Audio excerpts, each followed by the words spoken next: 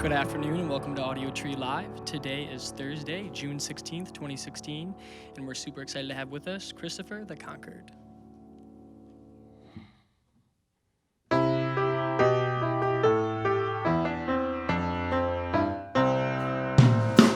What's the name of the town where the train stopped last night?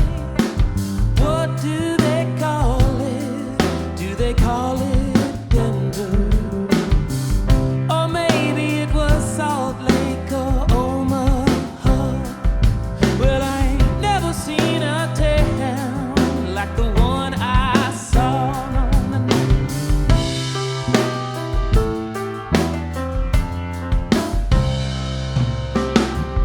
In this town there's a house and a glass for something sweeter.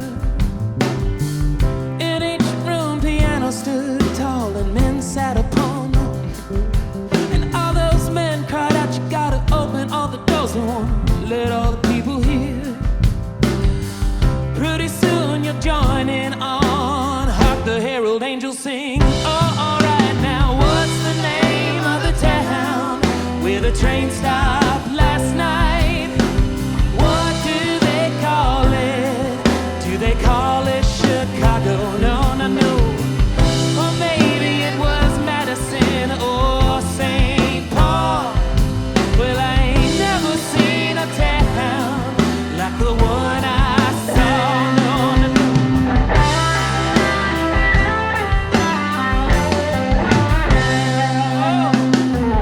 In this place there's a road, you know, it's going right down the middle.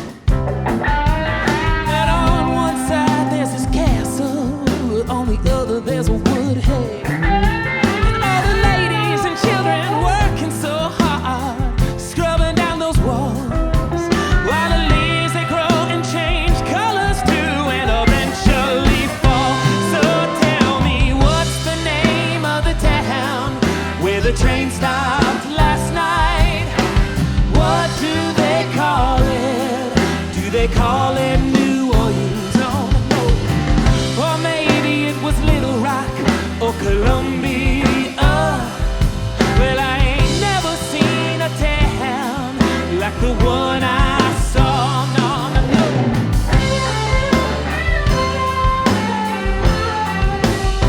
Oh, so I woke up this morning and I called my friend. I said, hey, I don't think I can meet today. She said, that's alright, man, it's cool. I understand what you smell something coming in on the wind or something. I said, I had this most exotic stop on the Z line last night. Everyone I knew and you were there too. And she said, yeah, you were looking real good. So what's the name of the town where the train stopped last night? What do they call it? Do they call it Denver? Or maybe it was Salt Lake, or maybe it was Omaha. Well, I ain't never seen a town like the one I saw. I never seen a town like the one I saw. So maybe this town is the one.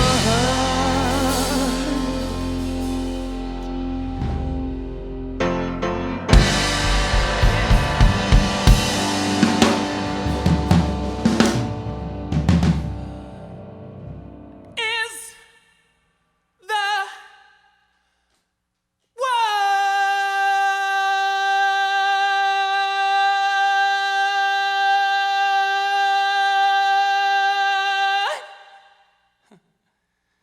I saw.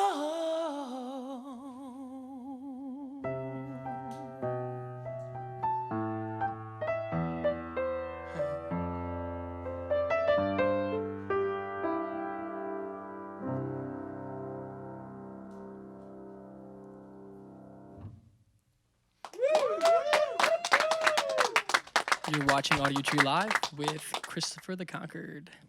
That was awesome. I love that ending there. It was really good. Thank you very much, Dylan. Yeah, no problem, no problem. I saw recently that you picked up that the Julian Baker LP. Yeah, Yeah, you had a chance to play with her in Memphis, right? Was that? I did. We played a show together at a coffee shop in Memphis 1 week before her album came out, and before everybody knew who she was. And I was just, the promoter was like, yeah, she's great. She's local. She used to play here. And I was like, it was cool. We hung out, and then I watched her, she started playing. I was just like, this is fantastic. And I think like within one song, I posted like a picture, and I was like, everybody become friends with Julian Baker before she's famous. And I was like, a week later, I was like New York Times, or I was like, I called it. But no, but she's awesome. it's because it's fantastic, and I love her. And I went up to Julian after the show, and I was like, do you listen to David Bazan? She's like, yeah. Is it really obvious? And I was like, no, it's not. Like, you have your own voice. It's really wonderful. Exactly. And I was like, it's like David Bazan plus Sinead O'Connor, and so hopefully that'll inspire her next album. It might. So do you collect LP, like vinyls? Do you collect yourself? Obviously by having that one? Yeah, absolutely. Okay, cool. And I also run a record label that puts out vinyl records too. Oh, so, that's awesome. What label is that? It's called Maximum Aims. It's boutique. Cool. That's awesome.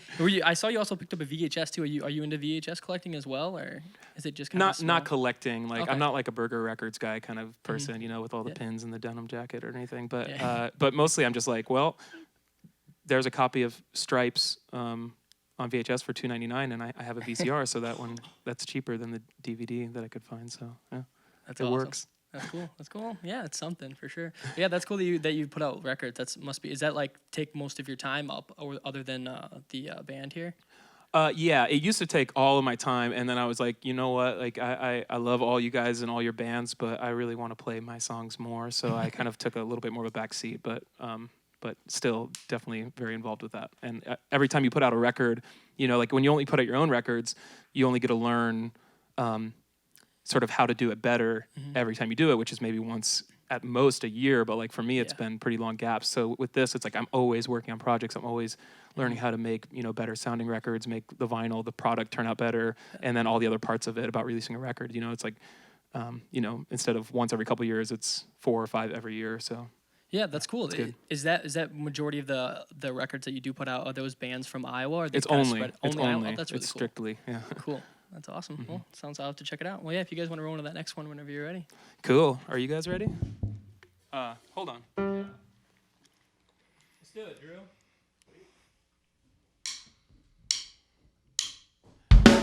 I could have stood up, I could have spoke my mind, could have changed the world if I'd only made the time, but there won't be much to say on my final day.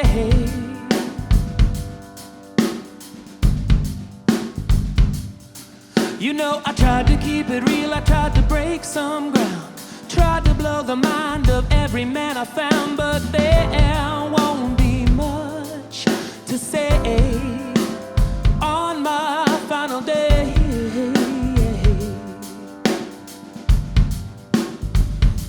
No, there won't be much to say when my wheels have spun. No, there won't be much to say when my final showing has begun. No, there won't be much to say when my time has come to an end. No, there won't be much to say.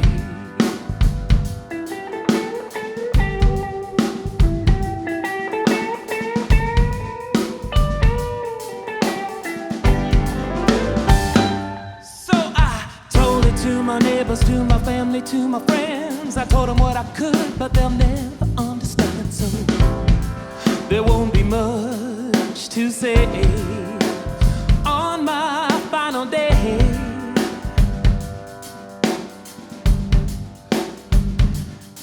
So I tried to write it down so I won't forget, but when I read it back, it doesn't make sense. So there won't be much to say on my final day.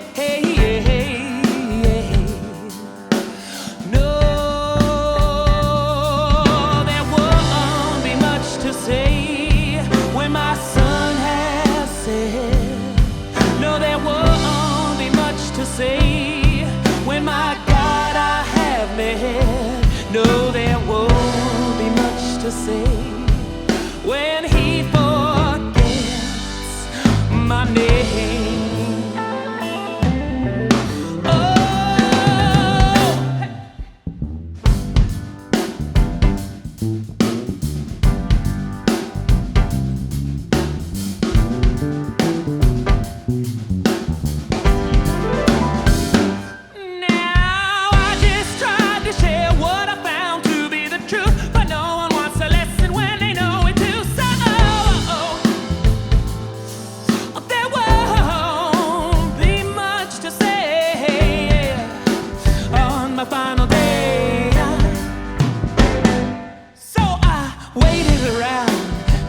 out how it's done, but the only thing I learned was which way to run. So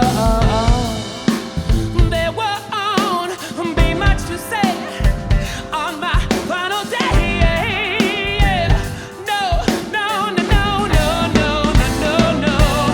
There won't be much to say when my curtains have drawn. No, there won't be much to say when my resolve and ambition have gone. No, there won't be much to say when all has turned wrong and can't be made good again.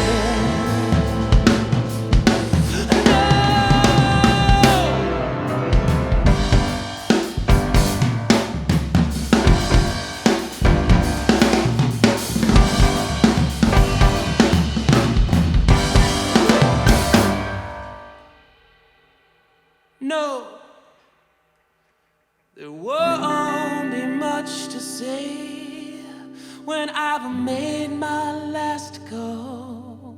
There won't be much to say. No, there won't be much to say when I'm made to crawl back into my bed again.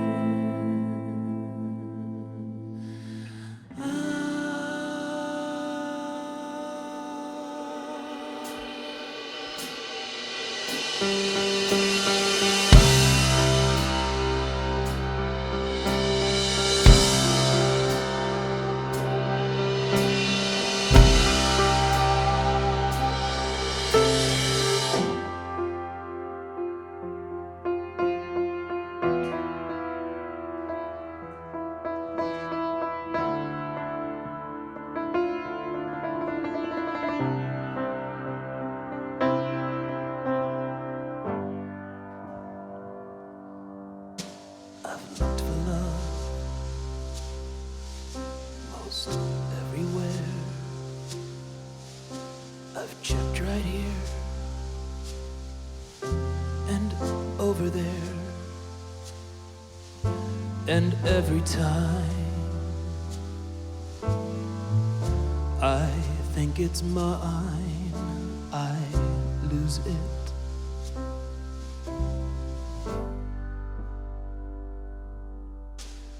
Finally,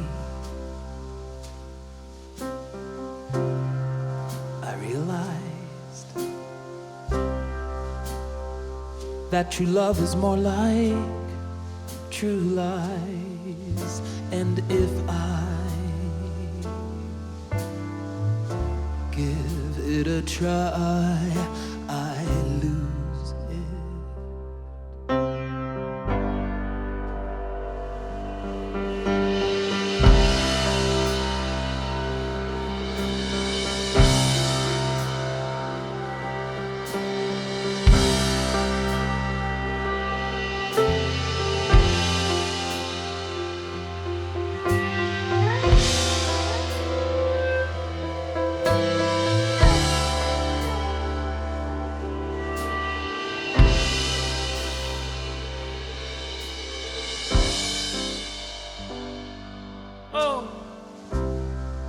Then I thought,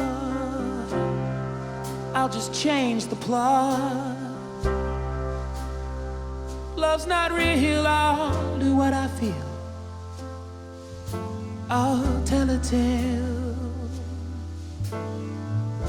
in which I fail to lose it.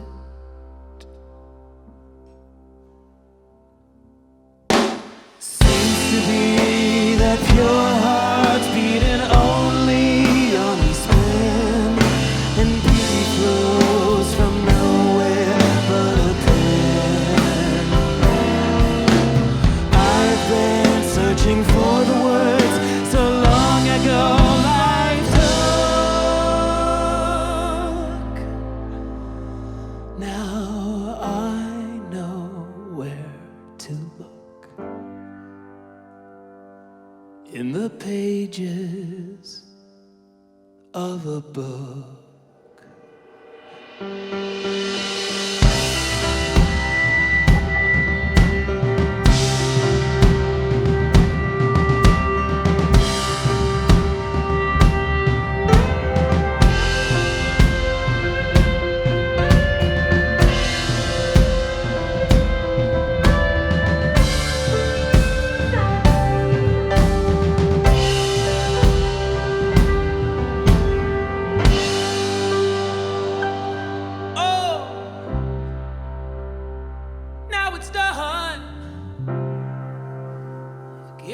the chase.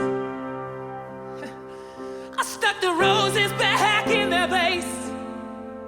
Oh, and I never knock or ring your bell again.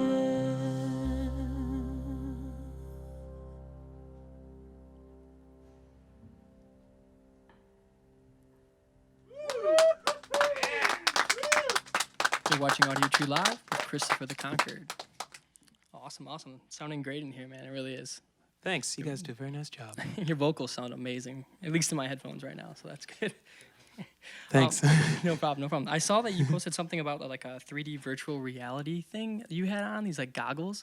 Is that like a music video thing that you were doing, or? Well, I filmed it, but we haven't done anything with it yet. Okay. It's a studio in LA. They invited me to come. They're doing this 100 Humans project where they're filming humans doing what they do best. And they asked me, since I was playing a show there, to come do basically a music video. So, I mean, I basically performed, I lip synced essentially, but it was with I guess the interesting thing about it is it was something like 52 cameras, high definite, spaced out mathematical grid, or mathematically spaced out grid.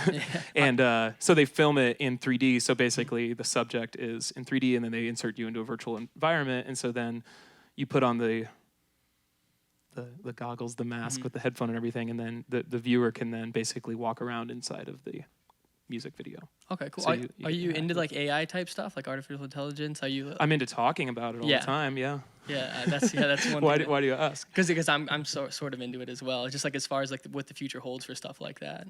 Is it because of my existentialist lyrics? Yeah, that as well. Tip Yes. you off? Yeah, that as well. Kind of like about space and just like pushing the boundaries, I guess, in a way. So I was just wondering if you think, it's going to get to that point where majority of it is going to be AI, like of like, you know what I mean? Like lifestyle wise, if that's going to be something that's going to.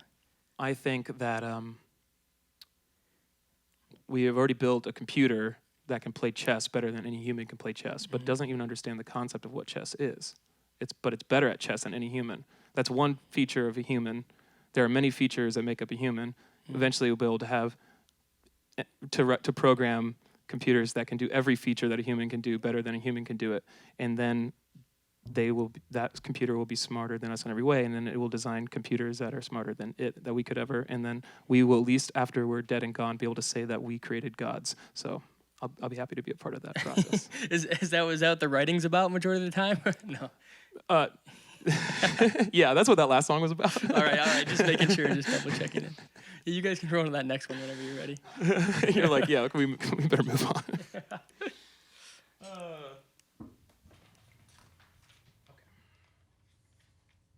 This song is called I Guess My Heart's Out of Tune Again.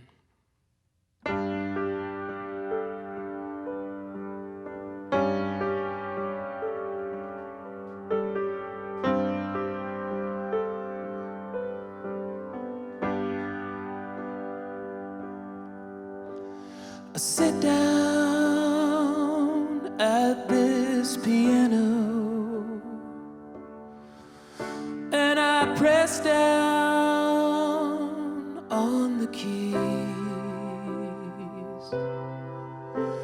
The notes ring out so clear, but they never get inside me. So let my mouth open and I make the words, all the words come out. I sing the steps into the church, it must be broken, 'cause I've now seen a soul come down.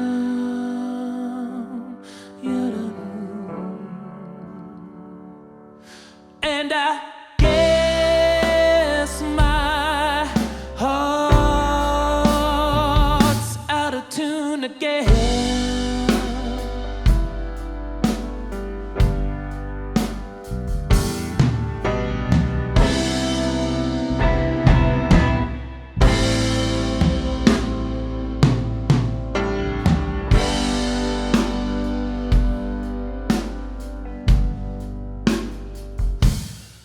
So I called up my master and I said, hey, do you still have that key?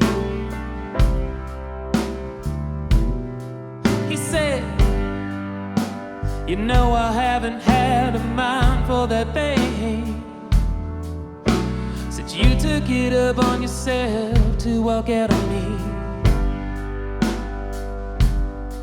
So I cried out, please, oh master, please, could you check all your cupboards and check all your drawers for me? He said, son, I'm gonna hang up now.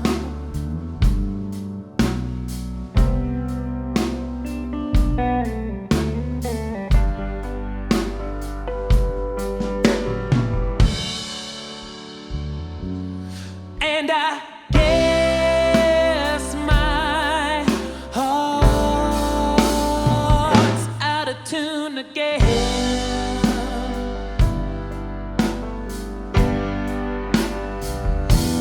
Ooh.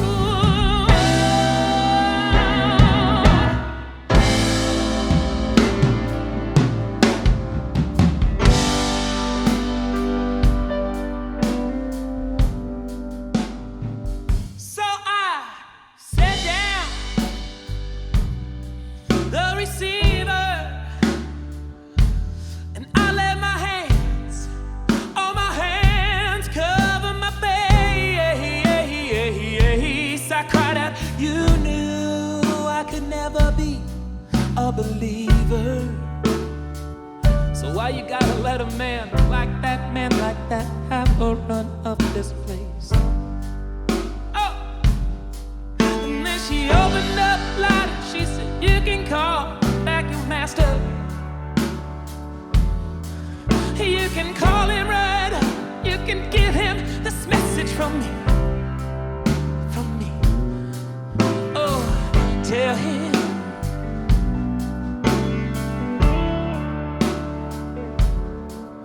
that it's you, my Lord, who will never be free. No, you ain't ever even gonna know what free means.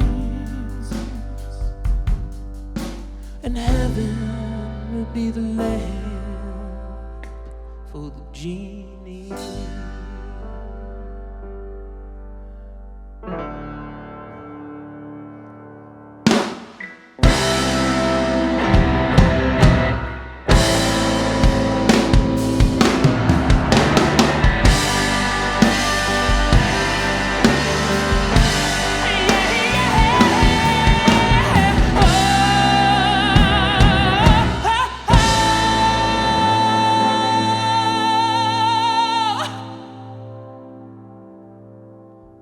It's out of tune again.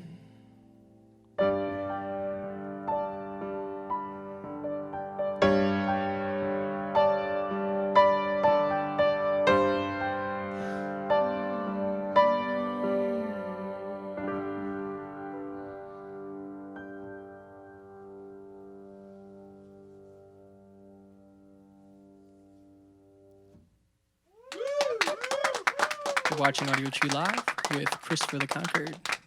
I wanted to ask you a little bit about touring Europe. You recently just were over there, correct? Yeah. How was it? Did you go over there solo, or did you do the full band? Or? This is the second time that I've gone to Europe, and it's a few different things. I play a lot solo on tour, and I did tour in Germany solo, but I had Drew, who's on drums here, played a sort of. We did sort of a chilled out set. It was a trio with me and Drew on percussion, not like the drums that you see now, and then a tenor saxophonist. And so that was in Italy. We were doing that, and those are pretty small rooms, so it's more of like we were kind of doing a more like, I guess, lounge show. Yeah. Compared to like the States, like touring there, is it a big difference for you? I mean, the reason we're able to go is because we get paid a lot more money there. Yeah. Basically. I mean, that's why we're able to just be like, yep, we're going to go and do it again. So we've gone twice now, and we're planning next year as well. That's awesome. Do you do a tour by yourself there, or is it kind of like you jump on with another band, or? Mostly, so far, we haven't toured everywhere in Europe, just in Italy and Germany so far, and it's just because I'm associated with promoters who want to like promote my music, and that's how people come to the show and et cetera. So like in Italy, it's just we've just always played by ourselves, and in Germany, I toured with a artist from Spain. But yeah, it's a sort of different vibe there in terms of like say like a place like Italy. There's just like this niche for, American roots kind of singer-songwriters that like you can't really. It's hard to fake it, and so they don't really want to hear an Italian try to sound a certain way. They just want something that's like authentically American, and so they dig what I do for that reason, I suppose. Yeah, that's great. Yeah, and when you're over there, like doing it kind of by yourself, is it easier, you think, when you have just you or lounge touring that way compared to touring with like the full band? For you, is it more comfortable or? Not necessarily. No, it just really depends. Like it's really comes down to production and a lot of like if you're in a little room with just a small PA and 2 microphones, you can't really do this. It just sounds bad. And mostly I just want people to be able to like engage with what I'm singing, and even if they can't understand English, to like be able to find some emotional connection with how I'm vocalizing. And so that's mainly my concern with as we have different formats of the band, is that as long as the production's going to be able to support that. And in my ideal world, we'd be able to like play, every show like the way the album sounds, and have people still be able to hear everything. So when you're writing that album, do you have that in mind? Like, hey, some of these songs I'm gonna be playing lounge, or like, do you write as like the concept of a full band type? I just write every song. I mean, I just write pretty much every song on piano almost. Okay. Actually, I write most songs just in my head, and then I figure out the instrumentation later. Usually it's like I sit down at piano and figure out, okay, what goes with this. I feel like that's pretty freeing. I think you'll hear a lot of songwriters say that, where it's like if you just write with melody in your head, then it frees you from like, well, I know these chords, so like, so yeah, I do that. But actually, just the other day, I wrote a new song, and I was like, it's a guitar song. Yeah, it's definitely a guitar song, and so no, I just write. I just want every song to be as good as possible, and at least as I hear it in my mind. Well, because I know with your first record, you like recorded majority of the instruments yourself, correct? Is that right? Mm-hmm. So do you still do that, like with this last record? Or? No, my standards have gotten way too high for me to be able to be good enough to, like, I mean, I play drums and I play a little guitar and stuff, but like, I'm like, I have a very specific thing I want, so it's just, for me, it's much better to get really world-class musicians, like the guys that are playing here. And this format of band, for me, is like, it's nice about this is that like Andrew has a lot of like range on guitar, and it basically allows us to take any song that I have and make a live version of it that it stands on its own, but like we can do like a lot of stuff he's doing is emulating like the background singers on the record and stuff, and because we don't generally play with 3 background singers, whatever, but sometimes we do. But so that's the idea, is that this band is sort of intended to be the live band that can bring any of these different things to life. Yeah. Yeah, well, they sound really good. If you guys want to roll into that last one, we're ready when you are. Okay. Thanks.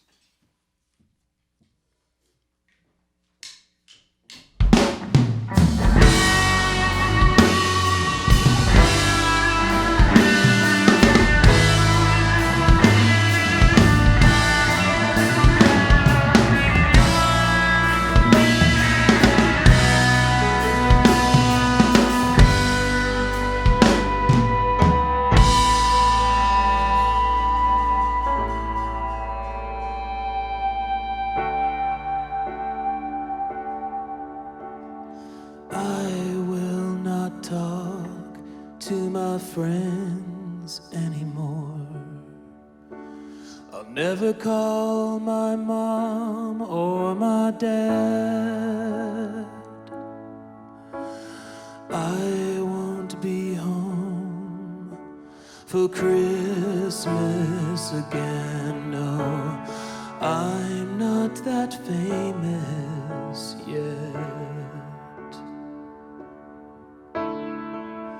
Jealous young guys will look at me as I gracefully dance from coast to coast. I'll take their girlfriends back to hotel rooms. Oh, I'm not that famous yet.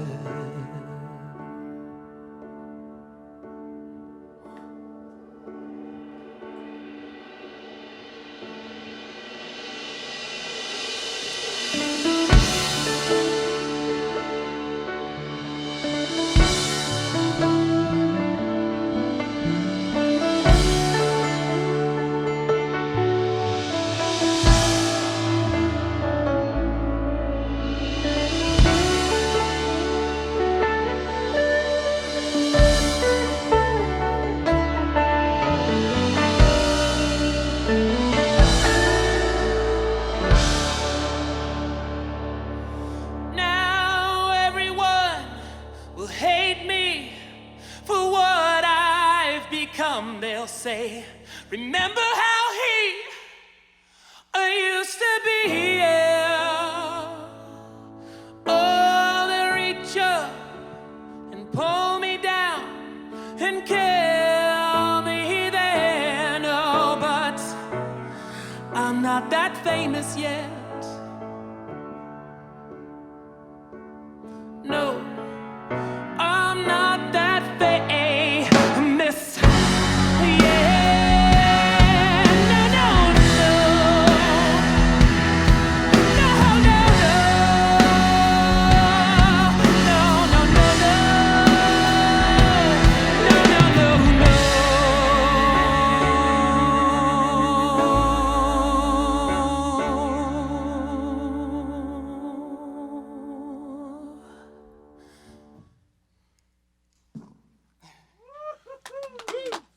Audiotree Live with Christopher the Conqueror. Thank you guys so much for coming in. Thank you. It was a Thank you so pleasure. much. Audiotree, amazing. Yeah, you guys are doing great. Thanks to the Audiotree crew, especially the sound engineers and the lighting and camera. Thanks a bunch for making us all look decent out here. And you can download the session in a few weeks once it comes out to help support the band and support us. They're also going on tour July through August, correct? yeah. During the East We'll be Coast going kinda? through, Toronto, Montreal, New York, and down the East Coast and all that. So, yeah. Okay, cool. So check them out. Make sure you go and check them out live. And thanks for tuning in. And until next time, we'll see you around.